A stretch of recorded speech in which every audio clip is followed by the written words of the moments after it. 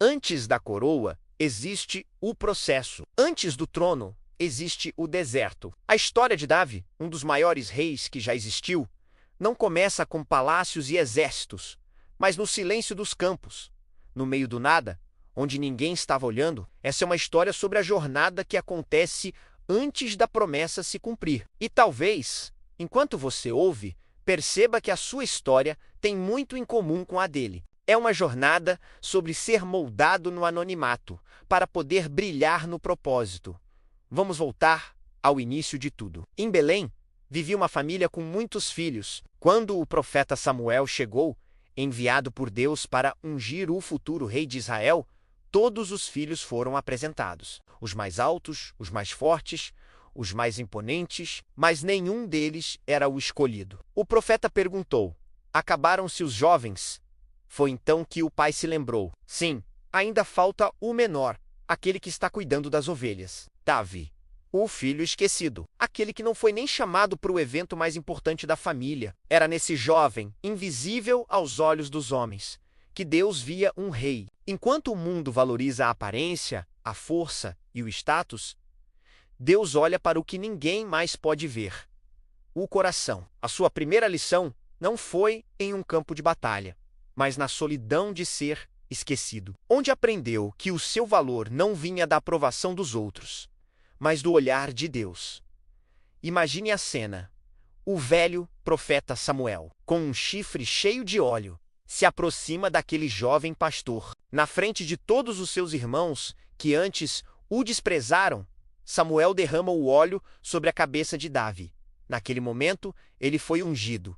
A promessa foi declarada, mas, adivinhe só, nada mudou. Ele não recebeu uma coroa, não foi para o palácio, ele voltou para as ovelhas. A unção não foi o fim do processo, foi o começo. Ser escolhido por Deus não significa que tudo ficará fácil da noite para o dia. Significa que você foi matriculado na escola dele.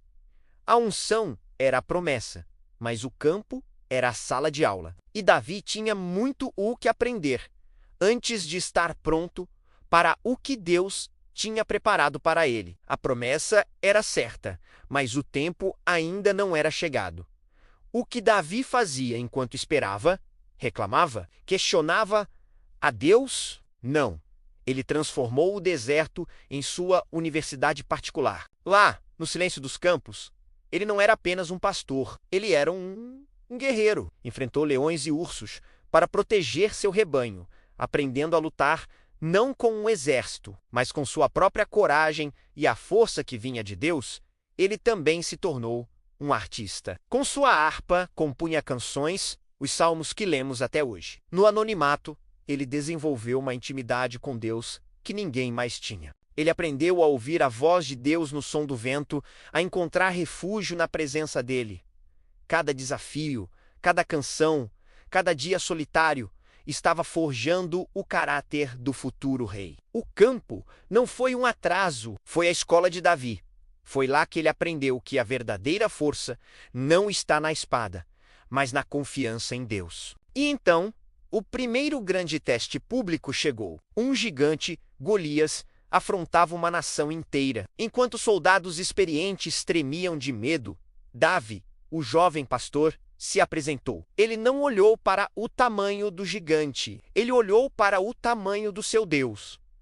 As pessoas riram dele. Você é apenas um garoto, disseram. Mas Davi sabia o que tinha aprendido com Deus Pai. Ele disse: o mesmo Deus que me livrou das garras do leão e do urso me livrará das mãos deste filisteu. Com uma funda e uma pedra, armas de um pastor, não de um soldado. Ele fez o que um exército inteiro não conseguiu. A vitória sobre Golias foi mais do que uma batalha vencida. Foi a prova de que o treinamento no deserto tinha funcionado. Davi venceu o gigante no vale antes de poder sentar-se no trono no palácio. Ele provou que a fé é a arma mais poderosa que existe. Depois de uma vitória tão espetacular, você pensaria que o caminho para o trono estaria livre, certo? Errado. A vitória sobre Golias despertou a inveja do rei Saul. Aquele que deveria celebrar o herói começou a persegui-lo. Davi, o ungido de Deus, o matador de gigantes, Agora era um fugitivo. Ele teve que se esconder em cavernas, fugir para o deserto, viver como um fora da lei. Foi traído, caçado e injustiçado. Mas aqui está a grande lição.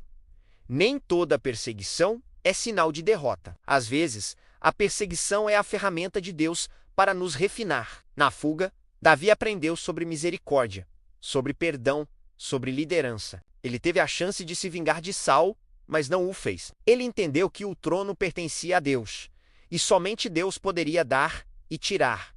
A perseguição não o destruiu. Ela o preparou ainda mais. Estava ensinando a um futuro rei como ter um coração segundo o coração de Deus, mesmo sob a mais intensa pressão. Então, qual é a grande lição espiritual da jornada de Davi? É sobre o tempo de espera. Entre a unção e a coroa, houve um longo e doloroso processo. Davi esperou cerca de 15 anos. Anos de anonimato, de treinamento, de batalhas, de fugas. Ele poderia ter desistido, poderia ter tentado apressar as coisas, mas escolheu confiar. Ele manteve um coração obediente, mesmo quando não entendia os planos de Deus. Ele foi fiel no pouco, no cuidado com as ovelhas, e por isso foi colocado sobre o muito, sobre uma nação inteira. A história dele nos ensina que Deus não tem pressa. Ele está mais interessado em formar o nosso coração do que em simplesmente entregar a promessa. O processo que você está vivendo hoje, essa espera, essa dificuldade, não é em vão. É Deus te moldando, te preparando fortalecendo. Assim como Davi, a sua verdadeira coroa não é feita de ouro, mas de um caráter forjado na presença de Deus. Confie no processo. Deus não apressa processos. Ele forma corações. Se essa mensagem tocou você, compartilhe nos comentários como Deus tem trabalhado no seu processo. Sua história pode inspirar outra pessoa que está no tempo de espera. Obrigado por assistir e até a próxima.